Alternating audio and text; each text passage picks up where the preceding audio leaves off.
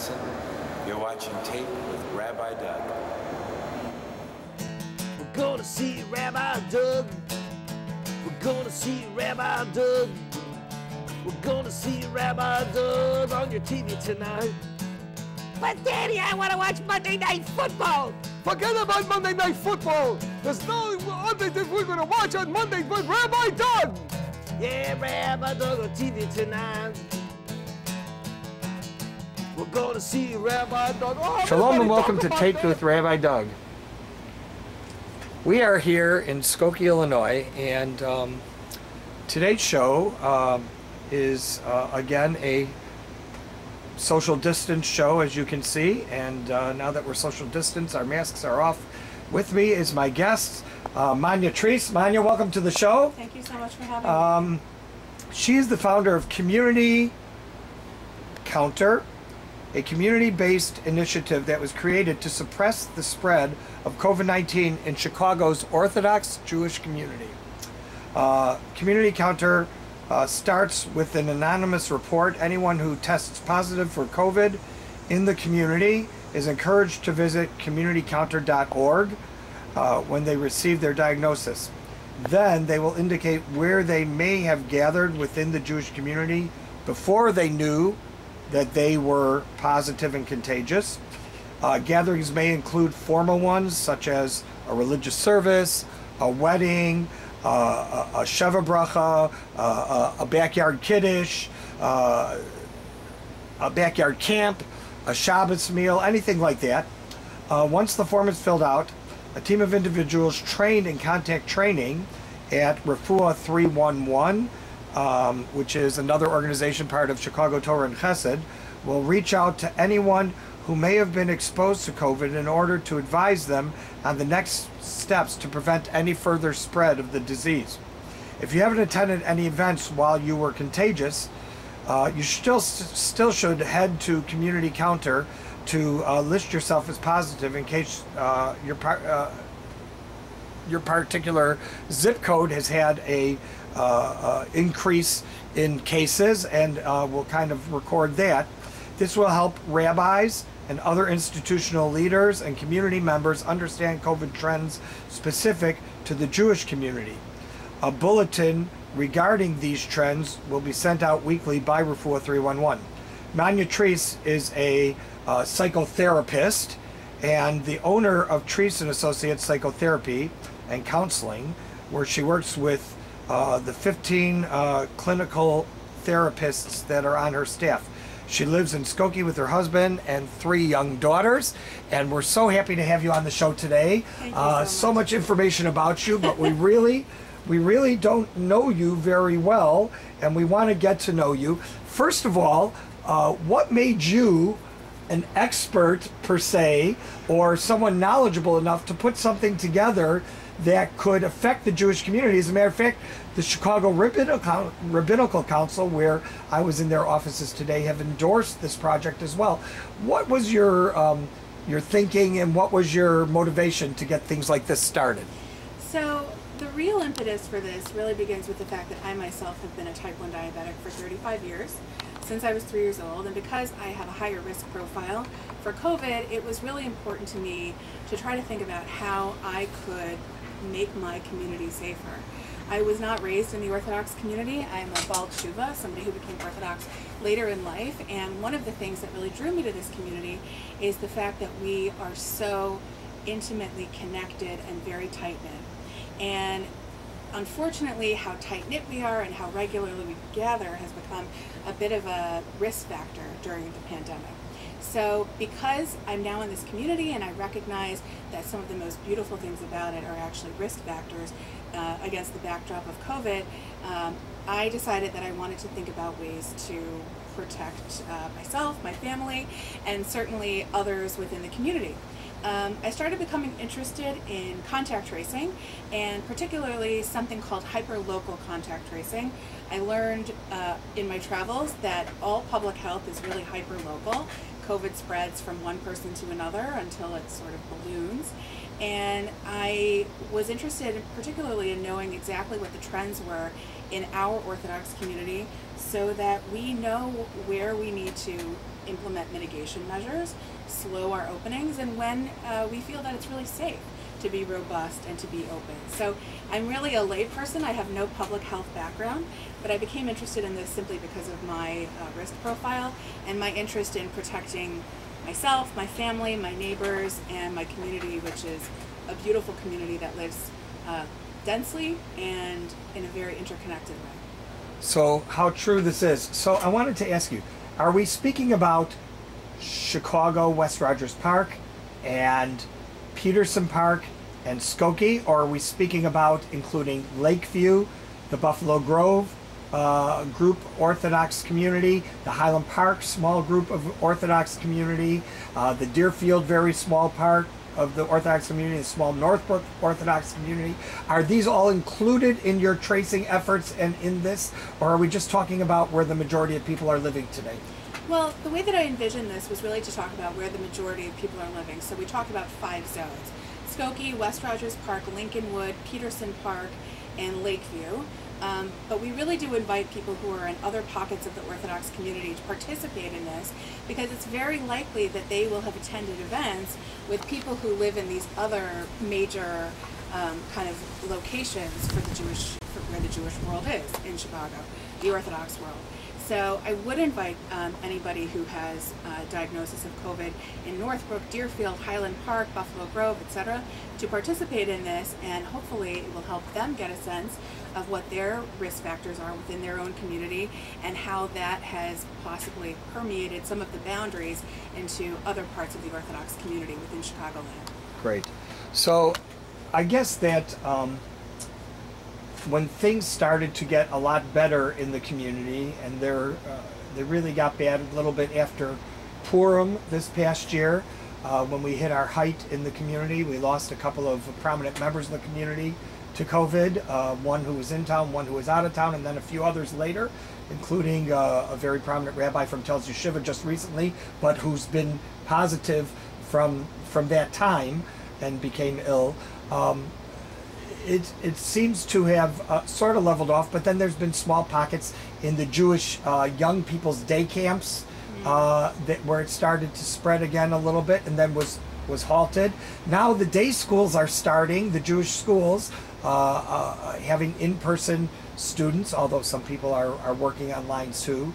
But generally, do you feel that we've put ourselves in danger by allowing in-person schooling with teachers and students gathering together, even though social distancing has been set up in very high priority in the schools, as far as where the students sit, where they travel, where they eat, how they spend their free time? They've been very careful about it, but still they pass each other's in the halls. They do keep their masks on, which is, of course, probably the safest thing that they do to prevent it spreading, even if someone walked by them who had it. But how do you feel about that and what you're doing, in your opinion? And do you feel that we set ourselves up for a much higher risk factor by doing that? Well, I will say that I really hope not.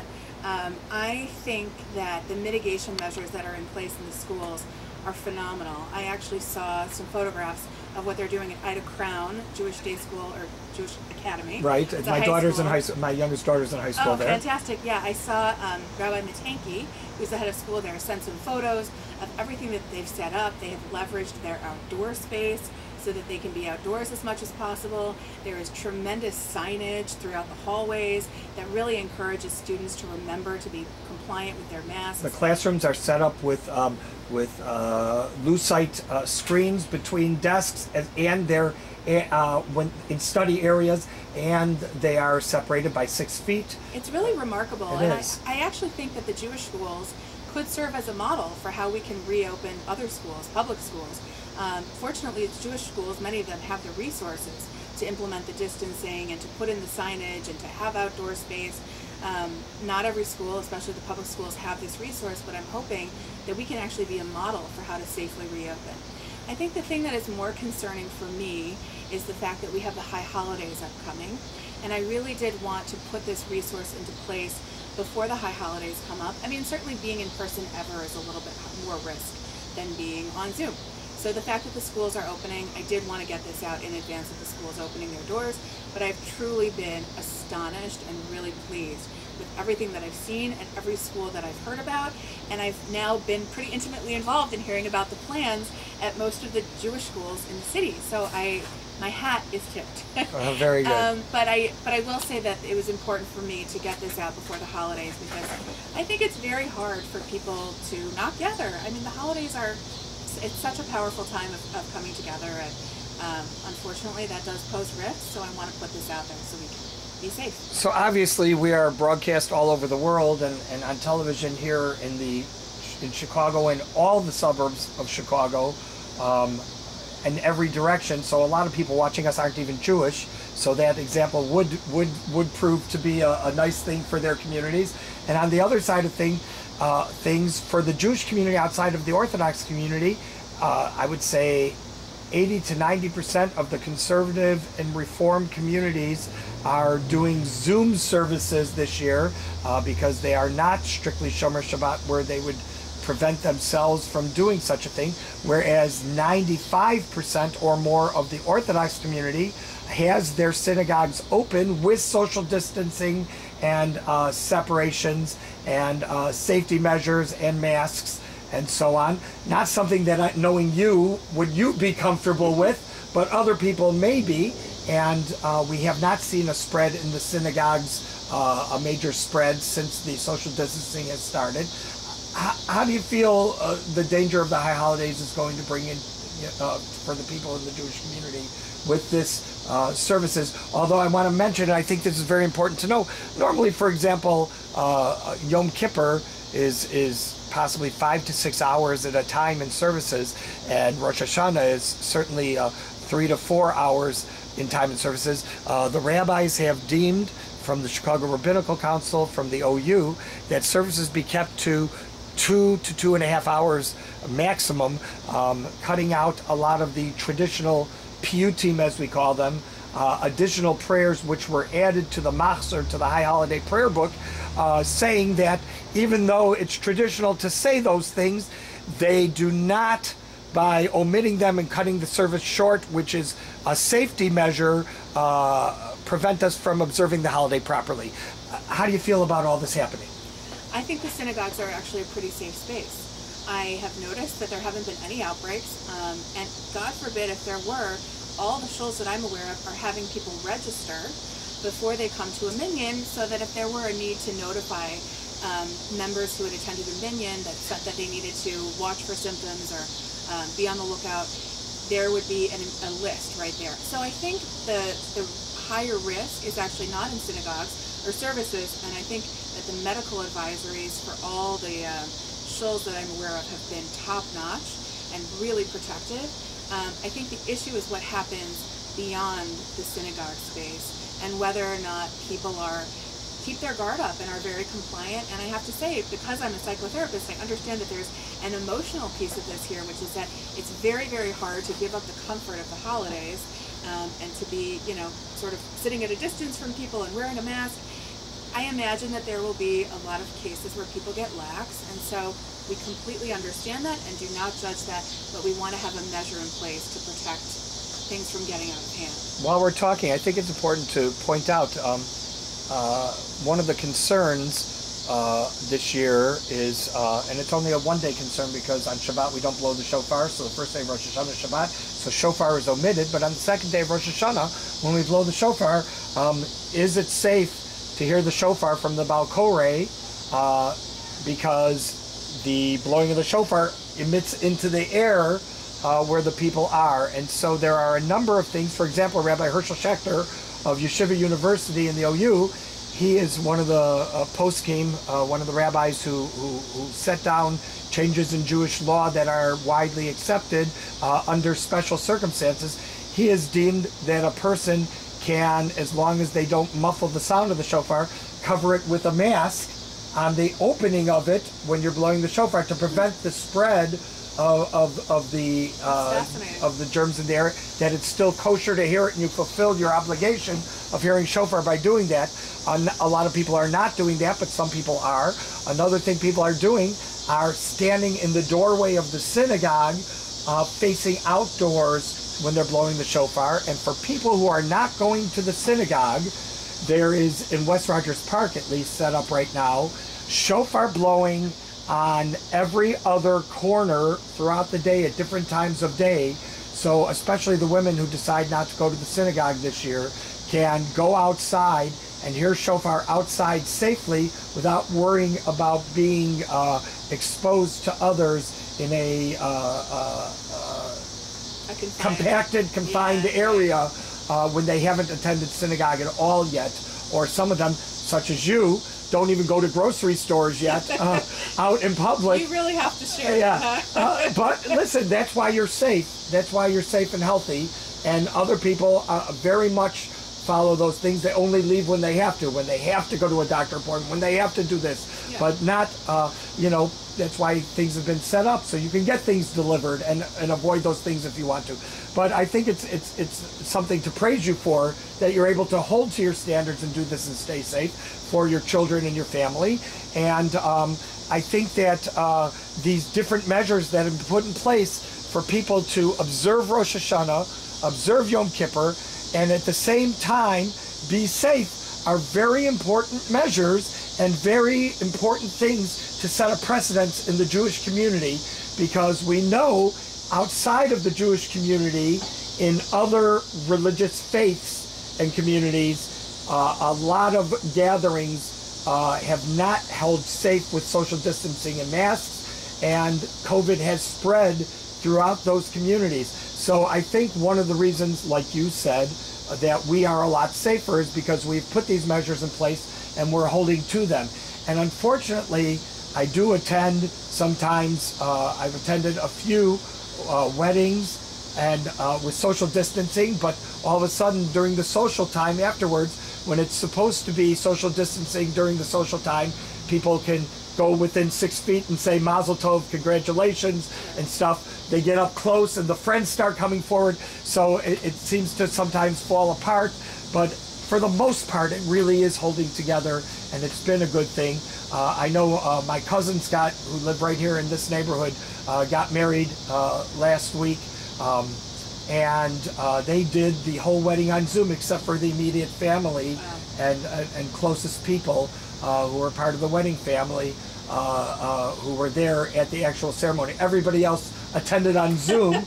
All the relatives, all the friends attended on Zoom to at least share in the simcha, as they say, and be able to comment on the Zoom to them.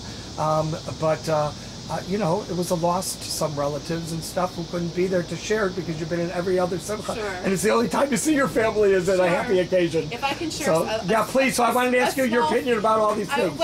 It's actually just a funny anecdote. Is that my first, and it's a little morbid, but my first experience with Zoom was actually attending a Zoom funeral, and I didn't realize that people were going to be able to see me. So I showed up to this funeral in my pajamas, and that was my first experience with these large Zoom events. And I said, wow, I need to get it together with the Zoom etiquette. But people are adapting, and I'm just so impressed by the innovations that we're seeing. I mean, to have shofar blown on every other corner, that's brilliant. I mean, that is what I will need come Rosh Hashanah and Yom Kippur. So I am just very, very impressed by all of the standards that have emerged and people's compliance, their understanding, their adaptability, and the fact that the Orthodox world has made it so accessible for people at different level of tolerance for risk to be engaged. I mean, you know, fine, so we can't have services on Shabbat because of the prohibitions on electricity, but there are so many classes and shiurim and other davening opportunities that happen throughout the week that we can attend, and that I've been really impressed to see such a surplus of that. So I think the Jewish community is actually leading in a lot of ways in terms of showing how we can thrive, we can certainly function, we can adapt. But you talk about the shofar, and I think about how central singing is to the Jewish experience at the holidays and Shabbat, and it's very tricky to figure out a way to eliminate singing or to sing into a direction that doesn't face anybody who may be at risk for your aerosolized particles to head in their direction. And there's a lot about this that is so hard. I love music, and I love the liturgy and the music of the high holidays, And that is going to be a real loss for people, I think. I think people have to accept that it's going to be a little bit different this year. It has to be a little different. Listen, synagogues were closed for 3 months, and nobody went to synagogue anywhere in this country for 3 months. And in Israel also, synagogues were closed. So the slow reopening of synagogues is already a step in a different direction. So people have to realize that things are going to be a little bit different this year. I wanted to ask you, as a psychotherapist, how do you feel that this isolation and quarantine and separation is affecting people? And do you think that depression is rampant right now? Because I do see a lot of depression with people that I talk to that have not returned to any type of social life yet during this, even wearing masks. Yeah, I think depression and anxiety is absolutely rampant right now. You're right. I had about 3 weeks where my phones weren't ringing right at the start of the pandemic. I think people were in a bit of shock. And since then, I can tell you that every psychotherapist that I know has a completely full caseload. People are really emotionally struggling with this. We don't know how long it's going to last. We don't know how long these changes are going to have to be implemented. Will we ever be able to sit in a packed theater or stadium again?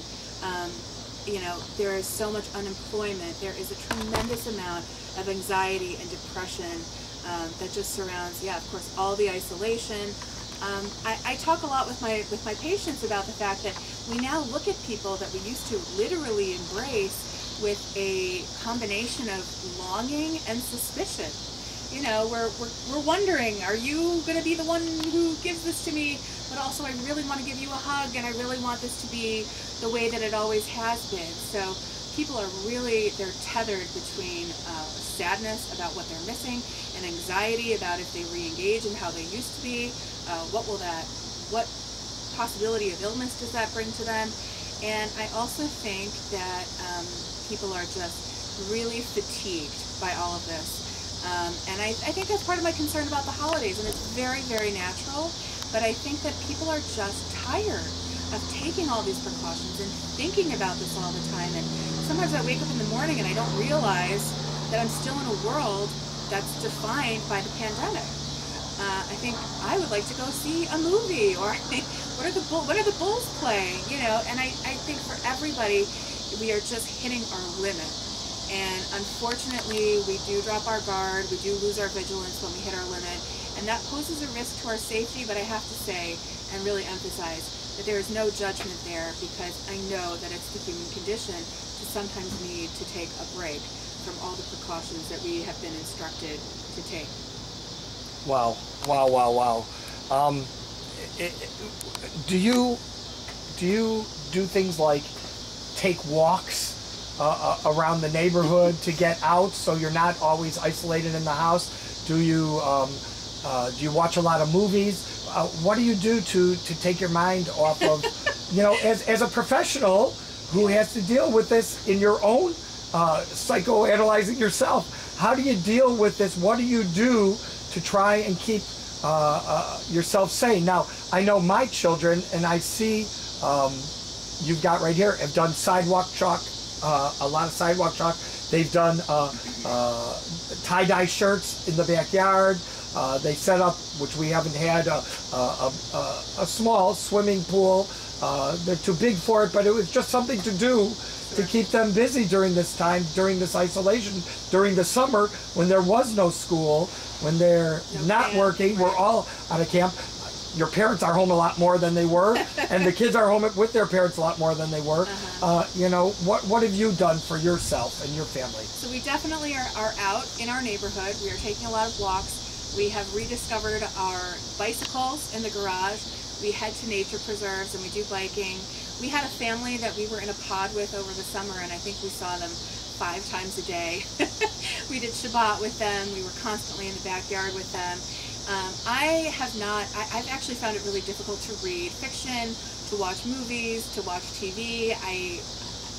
It's just been very hard for me to find escape in those mediums. because I have been really focused on what I can do to help the community. I mean, a couple weeks after the shelter-in-place order was given, I tried to put together a brigade of seamstresses who would sew masks and distribute them to retirement homes and hospitals and other care facilities, and we did 3,000, but my house was a disaster. We had masks spilled all over everywhere, and it's just generally my response to a crisis to try to really focus on it and throw myself into it and see if there's anything that I can do. And I can tell you that my husband has made me promise not to take on any other projects because my family misses me. I've been burning the midnight oil. But for me, unfortunately, leisure is a little bit harder. The biking has been good, being with one family has been good, but mostly what I've done to cope is to try to really focus on ways that I can be of service. Very nice. So tell us about Manya Treece while we only have a couple of minutes left. Where did you go to school? What are your degrees? And how did you get into psychotherapy? Because that's not a common profession. Okay. Well, I grew up in Lincoln Park in the city, and I went to the Latin school from junior kindergarten through 12th grade. I took a few years off after I graduated from from high school, and I moved to Chattanooga, Tennessee. That's a very long story.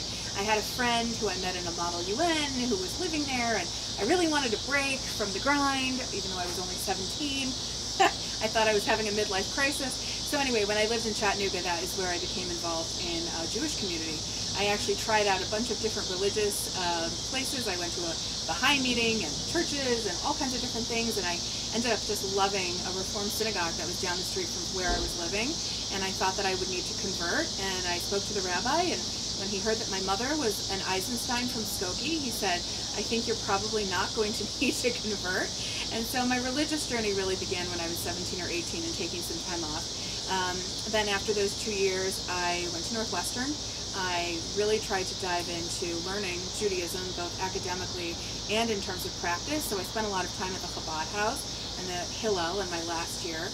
And I was a religion major. And after I graduated from Northwestern, I moved to Berlin, Germany. And I learned that Berlin Germany was the fastest growing Jewish community in the world. And I wanted to be a rabbi. So naturally I would do that in Germany. I'm peculiar. So I moved there, and I realized that having not had any formal education, I really didn't have the Hebrew, I certainly didn't have the German. So I then came back and said, what did I really want to get out of being a rabbi? And I think what I really was fascinated by was the pastoral counseling element.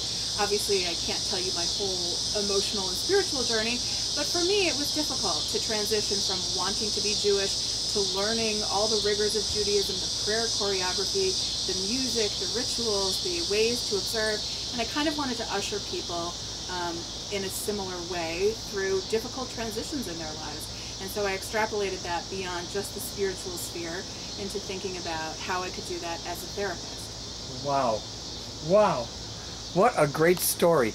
And now you're out helping people in the community that need help to stay safe and protect people who are sick, to help them stay safe and get better without other people getting sick. It's a wonderful thing. Thank you so much. Manya Treece, I want to thank you so much for being on the show. I want to thank all of you for being with us. Remember, you can check out our website, www.tvrabbi.com, where you can also see former shows on the web. If you want to email Manya or me, you can email us at info@tvrabbi.com. I'll forward it to her, and I know she'll respond personally. Hope to see you next time, and everyone stay safe right here on Taped with Rabbi Doug. Shalom, everyone. Shalom. Thank you.